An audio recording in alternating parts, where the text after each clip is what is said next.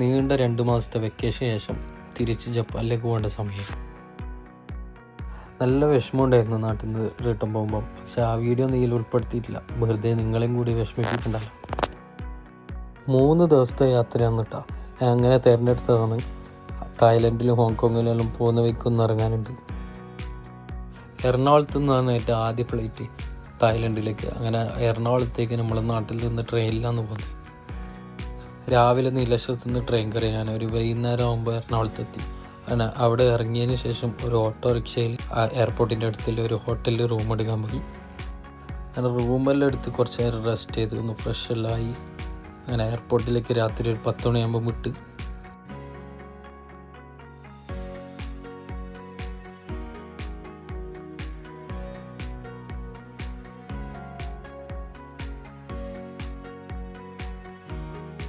ഞാൻ ജപ്പാനിൽ നിന്ന് നാട്ടിലേക്ക് വരുമ്പോൾ വന്ന അതേ എയർവേസ് തന്നെയാണ് തായ് എയർവേസ്. തായ് എയർവേസിൻ്റെ ഫുഡ് നല്ല ഫുഡാണ്. അത് ഞാൻ വരുമ്പോഴെല്ലാം ഒരു വീഡിയോ ചെയ്തിട്ടുണ്ടായിരുന്നു.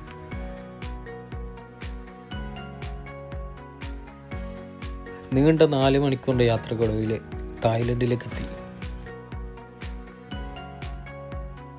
റൺവേയിൽ നിന്ന് ഞങ്ങളെല്ലാവരും എമിഗ്രേഷനിലേക്ക് ഒരു ബസ്സിലാണ് കൊണ്ടുപോയത്. ബാങ്കോക്കിലെ സുവർണഭൂമി എയർപോർട്ടിലേക്കാണ് പോയിട്ട് ഇറങ്ങിയത്. ഇവിടെ നമ്മൾ ഇന്ത്യക്കാർക്ക് വിസ ഫ്രീ ആണല്ലോ. വിസോൺ അറൈവലിൻ്റെ കൗണ്ടറും തപ്പിയായി പിന്നെയുള്ള നടത്തം. ഇവിടെ ഇറങ്ങണമെങ്കിൽ നമ്മൾ 200 തായ് ബാത്ത് കൊടുക്കണം. അങ്ങനെ അതിന് വേണ്ടിയിട്ട് കയ്യിലുണ്ടായ കുറച്ച് $, ചേഞ്ച് ആക്കി തായ്ലൻഡിൽ അങ്ങനെ പുറത്തേക്ക് ഇറങ്ങി. ഒരു ഐഡിയ ഇല്ല കേട്ടോ എവിടെ പോകുന്നു. ആദ്യമായിട്ടാണ് തായ്ലൻഡിലേക്ക് പോകുന്നത്. അവിടെ എവിടെ പോകും, എങ്ങനെ പോകുന്ന ഒരു ഐഡിയ ഇല്ല.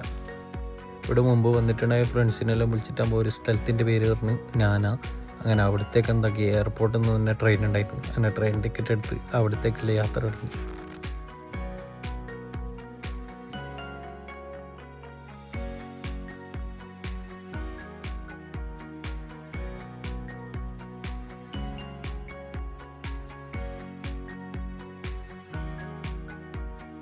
ഞങ്ങൾ രാവിലെ ആയിരുന്നു തായ്ലൻഡിലേക്ക് എത്തിയത്.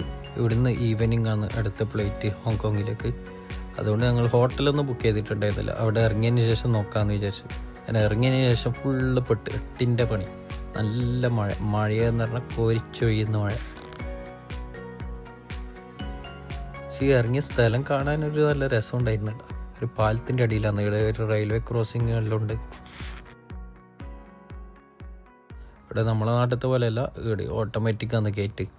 എന്നാലും ഗേറ്റ് അടിച്ചാൽ നമ്മളെ നാട്ടിലത്തെ പോലത്തെ കുറേ ആൾക്കാരുണ്ട് കണ്ടോ. ഗേറ്റ് അടിച്ചാലും അതിൻ്റെ അടിയിൽ ഇങ്ങനെ തലയും കുഞ്ചുകൊണ്ട് പോകുന്നു. ഗേറ്റ് അടിച്ചിട്ട് ഒരു 1 മിനിറ്റിൻ്റെ ഉള്ളിൽ